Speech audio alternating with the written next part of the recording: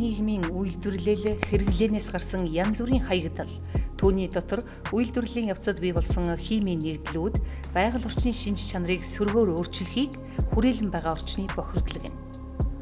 Бохирдуулагчдыг химийн, физикийн, биологийн гэж хуваах бөгөөд химийн гаралтай бохирдуулагчийг органик болон органик биш гэж ангилна. Бохирдлын улмаас хүний эрүүл мэнд хохирох, ургамал амьтан өсөж үржихэд муугаар нөлөөлнө. Хүрээлэн байгаа орчны тэр дундаа ус, хөрс, агаарын бохирдлыг тодорхойлж, бохирдлыг бууруулах талаар олон эрдэмтэн ажиллаж байна.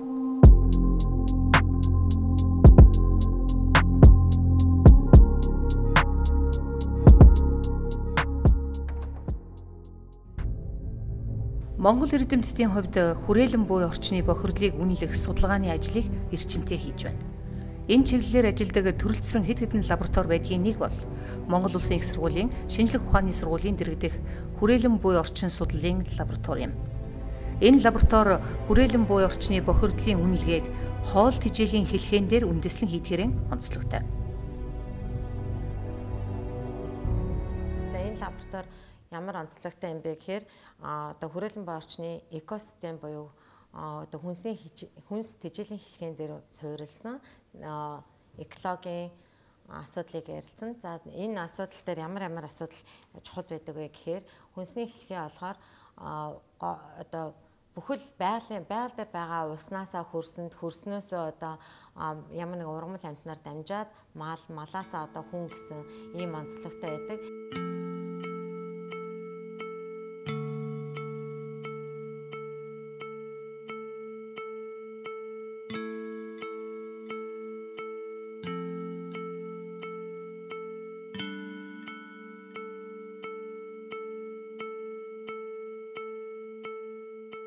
Монголд бол маш онцлогтой нөгөө ерөөсөө өнгөн хөрс 5 см хүртэл хөрстэй тэр ургамлыг нөгөө бэлчээрийн мал аж ахуйн идчихдэг. Тэгээд малынхаа сүүгээр нь махаар нь дамжаад хүнд очдог. Ийм учраас ерөөсөө экосистемийн үнэлгээ, экосистем гэдэг дотроо одоо хөрс ус, агаар энэ хөрс ус агаараар дамжуулаад хүнд яаж очиж ийнэ гэдэг юмыг л цогцоор нь судлах гэж зориод байгаа даа.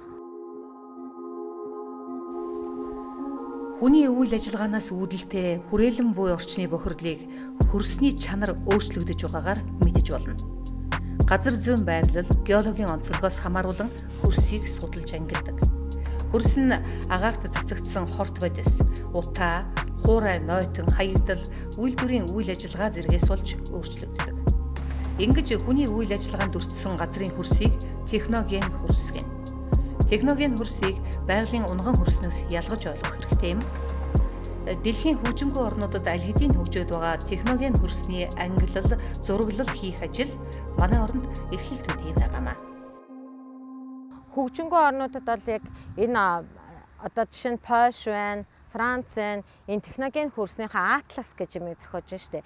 Тэгэхээр байгалийн хөрс биш юм байна. Энэ бол хүний хүчин зүйлийн нөлөөгөөр эсвэл үйлдвэрчлэлтийн нөлөөгөөр ингээд хөрс өөрчлөгдсөн байна гэдгийг мэдэх нь одоо эдийн засгийн хувьд их ач холбогдолтой. За энэ хөрсийг яаж одоо цааш нь боловсруулах вэ? Энэ хөрсийг яаж хамгаалах вэ гэдэг асуудлыг энэ эрдэмтэд судлаачид тавьснараа жишээ нь барилга барьж байгаа хүмүүс энэ техноген хөрс юм уу, байгалийн хөрсөн дээр урж байгаа юм уу гэдэг юмаа мэдчих ёстой л гэж үзэж байгаа. Аливаа улс оронд үйлдвэрийн бүс, хот суурингийн бүс гэх мэт ангиллалтай нь хамааруулан хөрсний ангиллалыг хийсэн байдаг. Манай орны хувьд байгалийн хөрсийг хүний үйл ажиллагаанд өртсөн хөрснөөс ялгаж стандартыг батлах шаардлагатай байгаа юм. Техноген хөрсний судалгаа хийснээр хөрсний стандартыг бий болгох, байгаль орчныг хамгаалах тал дээр бодлого боловсруулахад ач холбогдолтой судалгааны ажил юм. Техноген хөрснийхээ ангиллал, техноген хөрснийхээ одоо зураглалыг гаргах шаардлагатай. Монголд энэ хөрсний одоо зураглалд бид нэр хувь нэмрээ оруулж энэ уул уурхай тэгээд одоо энэ хотын хөрсний зураглал гаргахад үр дүнгуудээ цааш нь өгж байгаагаараа онцлогтой л байна. Эрдэмтдийн уул уурхайн орчмын хөрсний мониторингийн судалгаа нь 2 жил хийж байгаа томоохон судалгааны ажил юм. Ер нь уул уурхайн үйлдвэрлэлээс хамаарч тухайн бүсийн хөрс тодорхой хэмжээгээр өөрчлөлтөд ордог. Гэхдээ тэр өөрчлөлт нь хүний эрүүл мэнд болон байгаль орчинд хэр зэрэг хор нөлөөтэйг нь тогтоох нь энэ судалгааны ажлын зорилго байсан юм. Эрдэнэт хот болон эрдэнэт үйлдвэрийн ойр орчмын хөрснөөс дээж авч хийсэн судалгааны үр дүнд үйлдвэрийн бүс болон хот суурингийн бүсийн хөрсний бохирдлыг улирлын өөрчлөлтөөр харьцуулан судалж, үйлдвэрийн бүсийн хөрсний бохирдлын хэмжээг тогтоосон. Ингэснээр үйлдвэрлэлийн үйл ажиллагааны нөлөөллийг зөв тогтоон, уурхайн хаалтын дараа хийх ажлуудыг хэрхэн зохион байгуулах талаар зөвлөмж гаргаад байна. Судалгааны хүрээнд үйлдвэрийн бүс болон хот суурингийн бүсийн хөрсийг хооронд нь харьцуулсан судалсан байгаа. Уулуурхай үйлдвэрийн ойр орчмын хөрсний шин чанар болон бохирдлын судалгааг хийснээр бохирдлыг нөхөн сэргээх улмаар үйлдвэрийн хаалтын үйл ажиллагааны бэлтгэл үйл ажиллагаа болох даваа талтай байгаамаа. Томоохон үйлдвэрийн бүсийн хөрснөөс гадна хуваарь алт олборлдог зарим аймгийн хөрсний бохирдлыг тогтоох судалгааны ажлыг хөрсний үйлчиллээр нь хийж байгаа юм. Судалгаанд Төв аймгийн Борнуур, Заамар, Сэлэн аймгийн Баруун хараа, Зүүн хараагийн нутаг дэвсгэрийг хамруулан хөрсөнд байгаа хүнд металлуудыг химийн ямар төлөвт оршиж байгааг тодорхойлж, хөрсийг бохирдуулагч их үүсвэр юу болох, бохирдол нь ус, хөрс, хүний үс зэрэгт хэрхэн шилжиж байгааг тогтоогод байна. Судлаачид судалгааныхаа явцад хөрсний дээж авах аргачлал буюу ашигтай загвар боловсруулан баталгаажээ. Алт олборлох үйл ажиллагаа тэр процессоос хамааруулаад зарим газар хүнслэр мөнгө усаар ингэж хордож байгаа аюул байгаа. Тэгэхээр Борнуур, Заамар тэгээд Сэлэнг аймагуудын нутгуудаар бид нэр судалгаа ингэж хийгээд явж байна. За үүнээс гадна энэ алтны уурхааны орчимд бол хүнцэл гэж элемент байна. За энэ хүнцэл гэдэг хүнд металл бол яг алттай анх эхлээд тэр шороонд муу эсвэл үндсэн тэр минералд нь хамт байж байдаг, эрдэст хамт агуулгаддаг. Тэгээ алтыг дагаж оршдог ийм хүнд металл байгаа. За тэгээ хэрвээ энэ зүгээр ямар ч хүн хөндөөгүй ийм орчинд байх юм бол энэ хүнзэл аюулгүй. За хэрвээ тэр алтыг олборлоод хүнзэл хөдөлгөөнт байдалд ороод ирэх юм бол аюултай байна гэдгийг ингээд тогтоогоод за энэ ямар хөрсөнд ямар хэмжээгээр ороод аль шатанд аюултай байна вэ? Ямар фазад байна вэ гэдгийг бид нар дараас нь экстракц хийгээд ингээд тодорхойлж байна. За энэ бол олон улсын эрдэм шинжилгээний сэтгүүлүүдэд хэвлэгдсэн байгаа. Монгол Улсын их сургуулийн хүрээлэн буй орчны лабораторийн судалгааны ажлын өөр нэг чиглэл бол нэгэнт бохирдсон хөрсийг эрүүлжүүлэх, нөхөн сэргээх технологийн судалгаа юм. Өнөөдөр хөгжингөө орнуудад хөрсний бохирдлыг арилгахдаа биологийн буюу фиторемедацийн аргыг өргөнөөр хэрэглэж байгаа. Энэ аргаар бохирдолтой хөрсөнд ногоон ургамал тарьж, ингэснээр бохирдлыг бууруулан хөрсийг эрүүлжүүлдэг. Эдийн засгийн хувьд хамгийн ашигтай энэ арга нь ялангуяа хаагдсан уурхай гэх мэт их талбайтай газрыг нөхөн сэргээхэд хамгийн тохиромжтой арга юм. Монгол Улсын их сургуулийн хүрээлэн байгаа орчны лабораторийн ч гэсэн энэ аргыг Монголдо нутагшуулахаар ажиллаж байна. Бид судалгааны ажлынхаа үр дүнгээр хотод цэцэрлэгжүүлэлтэнд өргөн хэрэгжилж байгаа хүн цэцэг, гол гэсэр цэцэг болох астра, хилэн цэцэг эдгээр 3 төрлийн цэцэг нь хүнд металлыг өөрсдөө бусдаас их хэмжээгээр хуримтлуулдаг тийм ашигтай болохыг нь тодорхойлцоод байна. Одоо эдгээр ургамлуудынхаа хэдийн хэмжээний хүнд металлыг өөртөө хуримтлуулах чадвартай талын туршилт үргэлжилж байна. Туршилтын үр дүнгээс харахад хилэн цэцэг, нанхиад гол гэсэр, хун цэцэг зэрэг нь хүнд металлыг өөртөө шингээж хөрсийг эрүүлжүүлэх шинж чанартай болохыг тогтоожээ. Эдгээр цэцгийг тарьж ургуулснаар хөрсний бохирдлыг экологид ээлтэй аргаар бууруулах боломжтой болох юм.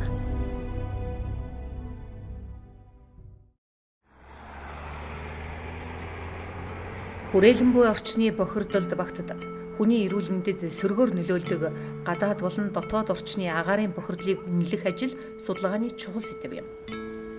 Бид агаарын бохирдол гэхээр зөвхөн гадаад орчны агаарын бохирдлын талаар л ярьдаг. Гэтэл дотоод орчны агаарын бохирдол нь гадаад орчныхоос илүү хортой байж болох юм. За бидний судалгааны ажлын дөнгөс харахад бол ерөнхийдөө дотоод орчинд хэрэгжилж байгаа ялангуяа нөгөө анги тамхин, албан тасалгаа, гэр орондоо хэрэгжилж байгаа будгийн бодисууд, будгийн материалд бол дэгдэмхийн органик нэгдэл агуулсан будгууд хэрэглэгдэж байгаа нь бол тодорхой байна. Тийм учраас ард иргэд та бүхэн гэр орон албан тасалгааны засвар үйлчилгээ хийх будгаа сонгож авахдаа бол аль болохоор дэгдэмхийн органик нэгдэл агуулаагүй будаг сонгож авч хэрэглэх юм бол та бүхний эрүүл мэндэд үнэтэй хувь нэмэр тус тохин болох болно. Хүн амьдралынхаа 80-90%-ийг дотоод орчинд өнгөрөөдөг. Дотоод орчны бохирдол нь гадаад орчныхоос 90%-аар илүү байдгийг эрдэмтэд тогтоожээ. Үүнээс үзэхэд бидний эрүүл мэндэд дотоод орчны агаарын чанар ихээхэн нөлөө үзүүлдэг нь илэрхий байна.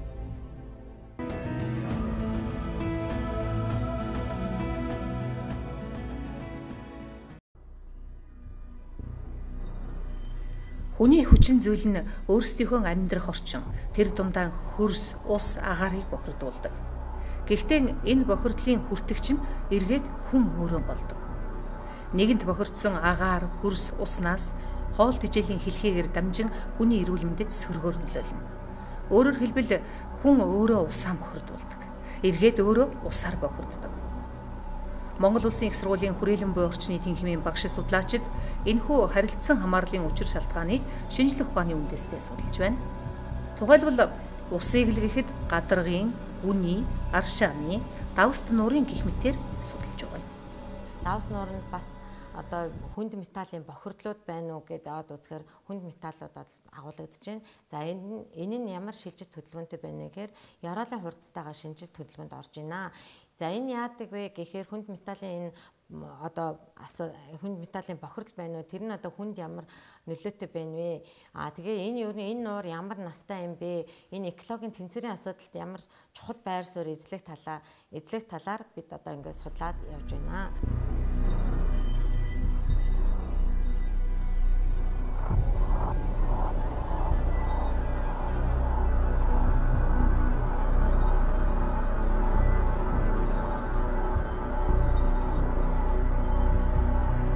Улаанбаатар хот орчмын гүний усанд уран тодорхойлох ажил явагдаж байгаа. За энэ бол ер нь ирээдүйдээ бид нэр бол Монгол орны гүний усны ураны тархалтын картацийг буюу одоо зураглал хийхээр ингээд ажиллаж байгаа. За уран байна уу гэхээр биднэрт одоо геологийн тогтцоосоо хамааруулаад уран байна. Харин хүн хордцохоор одоо цацраг өтөгийн хордолд одоо байхгүй гэдгийг бол одоогоор шинжилээд илрүүлээд байна гэсэн. Манай орны хувьд хамгийн том усан сүлжээ нь Сэлэнг мөрний усан сүлжээ юм. Сэлэнг мөрн нь олон сутгалаас нийлүүлэн цааш урссаар дэлхийн хамгийн цэнгэг ус нуур байгаль нуурт сутгадаг. Байгаль нуурын өөрөө цэвэрших процессыг судлахын тулд сутгал голуудын химийн арилга дээр үндэслэн судалгаа хийжээ. Сэлэнг мөрөнд сутгадаг олон гол газар тариалан алт олборлолт байгалийн хүчин зүйлээс үүдсэн нөлөөллийг бий болгож байгаа хэдий ч усанд орж ирсэн бохирдуулагчид нь sedimентацийн процесс болон микроорганизмын задарлаар буурч байгааг тогтоолоо.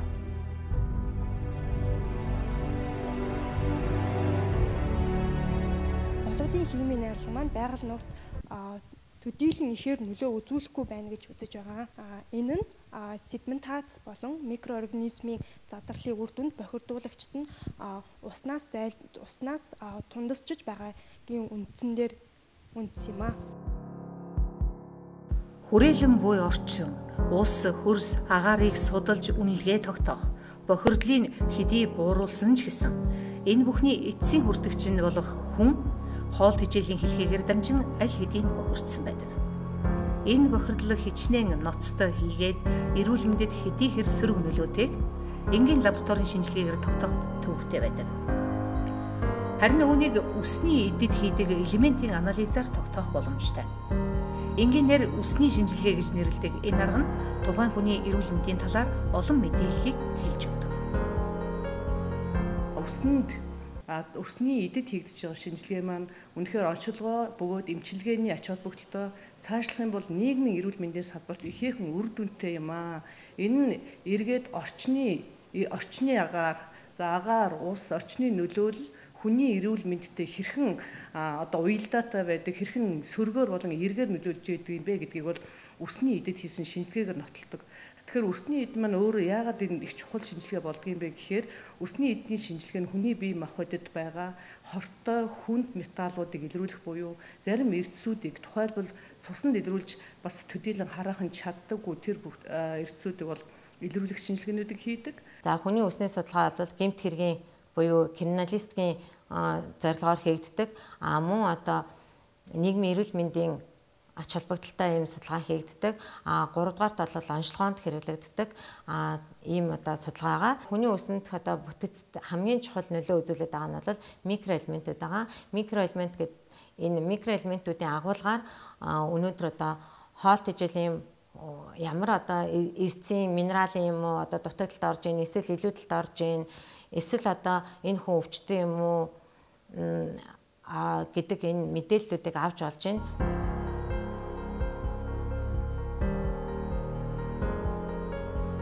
Хүний толгойн үс сард дунджаар 1.5-аас 1 см ургадаг. Хүний үс нь хамгаалах, мэдрэл болон удамшлын мэдээлэл дамжуулах үүрэгтэй. Хүний үсний найрлагыг кератин, ус, өөх тос болон микроэлементүүд бүрдүүлнэ. Микроэлементүүд нь гормоны зохицуулалт, ферментийн идэвхжил, эдийн амьсгал, мембраны нэвтрэх чадвар зэрэг биологийн олон үйл ажиллагаанд оролцдог.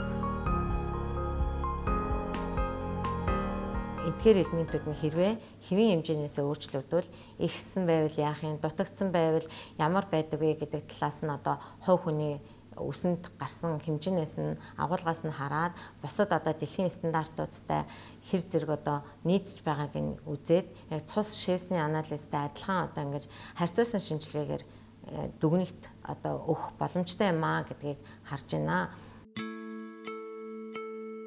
Сүүлийн 20 гаруй жил биоиндикатор болох үс хумсаар хийдэг шинжилгээнүүд өргөн нэвтэрч байгаа.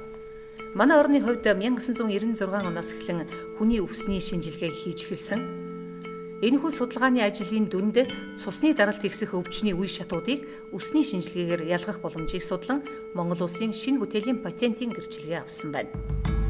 Түүнчлэн үсний шинжилгээг хийх аргачлал боловсруулан олон улсын мэргэжлийн сэтгүүлүүдэд хэд хэдэн өгүүлэл хэвлүүлжээ. Хүний цуснд идрээд байгаа энэ эрдсийн өөрчлөлт үсний эдэд хэрхэн өөрчлөлт харилцан хамааралтай байдгийм бэ? Энэ нь эмчилгээний үр дүнд хэрхэн нөлөөлдөг юм бэ гэдэг талаар судалгаануудыг бол сүүлийн 5-6 жилийн турш бол хийж байна. Циррозтой хүмүүсийн үсэн дэх хүнд металлууд, зис цайрын харилцаа ямар байгаа юм бэ гэдэг нь өвчний үе шаттай хамааралтай байдгийм байна. Зарим эрдсүүд байна. За мөн хүний бие зайлшгүй байх тэгсэн мөртлөө үл орлогдох зарим одоо амин дэмүүдийг ч гэсэн эндээс одоо эрсүүдтэй нь уялдуулаад харилцан хамаарлын тогтоогоод оншилгооны цаашлах юм бол эмчилгээний тактик боловсруулахад асар их мэдээлэл их сурвалжуулж ашиглаж болох юм а гэдгийг бол шинжлэх ухааны үндэслэгээр нотолж ирүүлж байгаа. Анагаах ухааны салбарт ихэнхдээ өвчнийг оношлох, эмчлэх, эмчилгээнийхэн үр дүнг хянах зорилгоор төрөл бүрийн шинжилгээ, тэр дундаа лабораторийн шинжилгээ хийдэг. Лабораторийн шинжилгээ ихэнхдээ цус, шээсний шинжилгээ, янз бүрийн вирусын шинжилгээ байдаг. Харин үсний шинжилгээ нь эдгээрээс олон давуу талтай. Лабораторийн шинжилгээгээр илрүүлэх боломжгүй олон микроэлементийг үсээр илрүүлж, зарим үед өвчний оншийг баттгах, өвчнөөс урьдчилан сэргийлэх, юунаас болж өвдснийг тогтооход тустай байдаг. Америкийн одоо эрдэмтэд бичиж байгаа өгүүллүүдээс ингээ харахад юуны хар тулгаар хордсон тохиолдолд одоо энэ аутизм гэж өвчин байна. Тийм учраас энэ аутизмыг бол эмчлэхдээ хар тулгааны хордолтыг бууруулъя гэж ингэж мэдээллүүд гарсан байгаа. За энэ мэдээллийн дагуу бол бид нэр хүүхдэд одоо түгээмэл тохиолддог энэ өвчин бол аутизм буюу зожигрох өвчин гэж ярьж байгаа. За энэ өвчнийг бас одоо хүний үсээр оншилж болох боломжийн талаарх судалгаа хийгээд ингээ явж байна. Аутизмын хүрээний эмгэгтэй хүүхэд болгон одоо хүнд металлын хордлоготой байдаг, тэр дундаа хар туулгаар хордсон байдаг гэсэн тийм ташаа ойлголт олон нийтийн дунд хэлбэг. Энэ зөвхөн манай Монгол улсын хэмжээнд биш л дээ. Ер нь Америкийн нэгдсэн улс, хөгжилтэй орнууд ч гэсэн энэ ойлголт одоо тэр дундаа ийм эмгэгтэй хүүхдүүд эцэг эхчүүдийн дунд нэлээд түгээмэл ойлголт болж байгаа. Шинжлэх ухааны сургуулийн дэргэдэх лаборатори маань аутизмын эмгэгтэй хүүхдүүд болон эцэг эхчүүдийг оролцуулсан 2 удаагийн шинжилгээ хийгээд төвөр одоо ингээд судалгаа явж байгаа. Энэ маань ингээд зогсолтгүй цаашд ингээд үргэлжлэнэ. Ямар ч байсан яг 2 удаагийн төвөр судалгааны араас тодорхой үр дүн хэлэхэд бол хэцүү л дээ. Гэхдээ ямар ч байсан бас л энэ олон нийтийн дунд байгаа аутизм эмгэгтэй хүүхэд бүр одоо ийм хүнд металлын хар туулгын хордлоготой байдгийн байна гэдэг ойлголт ташаа гэдэг нь бол ямар ч байсан бас эхний 2 төвөр судалгаан дээрээс бол харагдсан. Хумстай харьцуулахад хүний толгойн үс удаан хугацааны мэдээллийг дамжуулдаг биоиндикатор юм. Микроэлементүүдийг үсэнд тодорхойлсноор үс унах шалтгаан өвчлөлийг урьдчилан таамаглах боломжтой. Агаар ус орчны нөлөөлөл хүний эрүүл мэндэд хэрхэн нөлөөлдгийг үсний эдэд хийсэн шинжилгээгээр нотолдог. Үүнээс гадна гэмт хэргийн илрүүлэлт, генийн тодорхойлолт, хоол тэжээлийн тэнцвэрийг тогтоох зэрэгт үсний анализыг хэрэглэдэг байна. За давуу тал нь гэх юм бол үсний шинжилгээг маш урт удаан хугацааны турш тухайн хүн ямар хүрээлэн буй орчинд амьдарч байсан, ямар хоол хүнсний зөнгөлөн хэрэгэлдэггүй, ямар эмгэг өвчтөй бэ? Энэ өвчний үед ямар өөрчлөлтүүд тухайн хүний бие махбодод тухайлбал хүнд металлууд ч юм уу, эрдэсийн солилцооны алдагдлууд байна вэ гэдэг мэдээлэл өгөх асар их үнэтэй одоо нотлох баримт буюу шинжилгээний материал болдог. За бидний хийсэн судалгааны бусад олон судалгааны дүнгуудээс үзэхэд цаашд бол хүний бие зайлшгүй хэрэгтэй мөртлөө тэрийг хоол хүнсээрээ нөхөж авч чаддгүй, эсвэл орчны таагүй, цаг агаарын таагүй байдлаас бол тэр нь аяндаа өөртөө бие махбодод үүсэж нийлэгдэх процессыг алдагдаж байгаа энэ зүйлүүд байдаг. За сүүлийн үед хийж байгаа зарим шинжилгээний өвчтөө ч юм уу хүмүүсийн шинжилгээнээс үзэх юм бол селений хэрэгтэй бол хүнд асар их хэрэгтэй. Селен гэдэг бол өөрөө хүний бие махбодын ялангуяа элгэний үйл ажиллагааны гол бас индикатор болж өгдөг. Гэтэл энэ маань харьцангуй бага тодорхойлогддог. Энийг ямар хүнсээр дамжуулж авч болох вэ? Тэр хүн одоо өөрийнхөө хоолны амьдралын хэв маягаа хэрхэн өөрчилж болох вэ гэдэг тал дээр дүгнэлт өгөөд урьдчилан сэргийлэх хэлбэрээр бид нар энэ шинжилгээг хийж болох юм аа. Үсний химийн анализыг лабораторид хийхдээ дээж бэлтгэлээс эхлээд 3 аргаар шинжилдэг. Шим тэжээлийн, хортой болон нэмэгдэл гэсэн ангиллаар микроэлементүүдийг тодорхойлж, дэлхийн дундаж хүний үсний агуулгыг эрэгтэй, эмэгтэй, хүүхэд гэсэн ангиллаар харьцуулан дүгнэлт гаргадаг. Энэ микроэлементийг тодорхойлоход маш их онцлог. Хэрвээ ихсэх юм бол үс хумс өнгө алднаа. За мөн одоо хотоод мэдрэлийн үйл ажиллагаанд нөлөөлнө, бөөр өвдөх, зүрх өвдөхөд бол их өөрчлөгддөг юм элемент байгаа. Тэгэхээр сүүлийн үед бол анагаахын практикт анагаахын хэрэглээнд бол селен тодорхойлох ажил их чухал байнамаа. Тэгэхээр энийг селенийг бол цусаар, шээсээр тодорхойлох боломж муутай. Үсэнд байгаа селений хэмжээгээр бол бие организм дах селений функцийг бол тодорхойлох, энэ биохими ямар уралд орж болж байна, энийг тайлбарлах энэ асуудал дээр бид нар ажиллаж байгаа.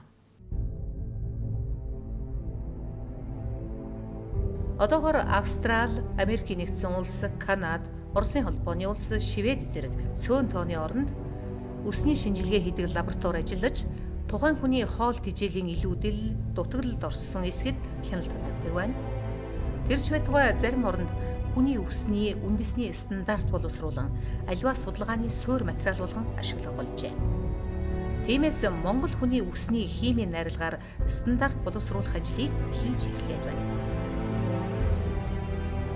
Монгол хүний гений фонд, гений өөрчлөлт гэж ингэж ярьдаг. Монгол хүн бол Монгол хүний үсний дундаж стандарттай болох нь зөв юм аа. Энэ бол судалгааны, тэгээд бизнесийн, тэгээд гений чухал фонд болох ийм ач холбогдолтой учраас бид нэр геологийн төл лабораторитой хамтраад Монгол хүний дундаж үсний стандарттай болёо гэдэг энэ ажил эхлээд явж байна. Ус бол өөрөө тэгээ хүний эрүүл мэнд тойл юм л д. Тийм учраас энэ ажлыг бид хийх нэг чухал юм аа.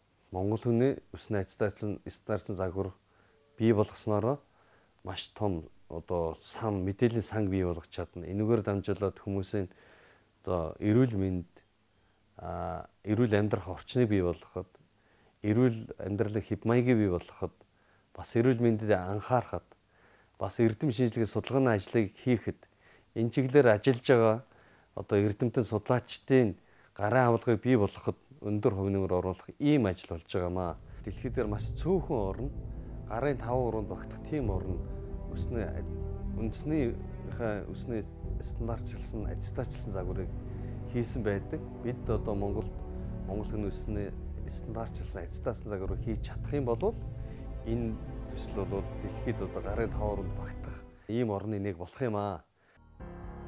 Өвчнөөс урьдчилан сэргийлэх, өвчнийг эрт оношлох, илрүүлэхэд хүний биоиндикатор болох толгойн үсний шинжилгээг эх орондоо хийлгэх боломжтой болжээ.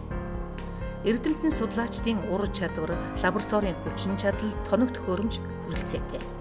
Гагцхүү хүссэн хүн бүхэнд хүртээмжтэй байх нь гол асуудал болоод байна. Эдийн засгийн хувьд өртөг зардал бага, үр дүн өндөр энэ ажилд анхаарал хандуулах цаг болжээ.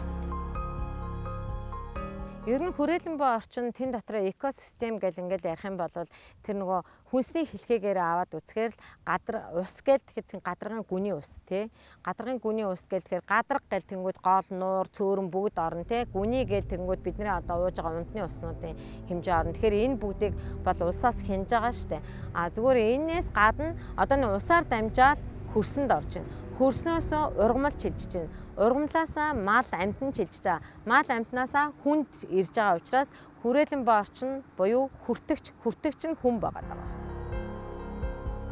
Монгол Улсын их сургуулийн шинжлэх ухааны сургуулийн дэргэдэх хүрээлэн буй орчин судлалын лаборатори нь хүрээлэн байгаа орчны тэр дундаа ус, хөрс, агаарын бохирдлыг хоол тэжээлийн хэлхээнд дээр үндэслэн тодорхойлж энэ бохирдол нь хүний эрүүл мэндэд хэрхэн нөлөөж байгааг тогтоож түүний нөлөөллийг бууруулах, Монгол хүнийг эрүүл орчинд амьдрах нөхцлөөр хангахад судалгаа шинжилгээний ажлаа чиглүүлэн ажиллаж байна.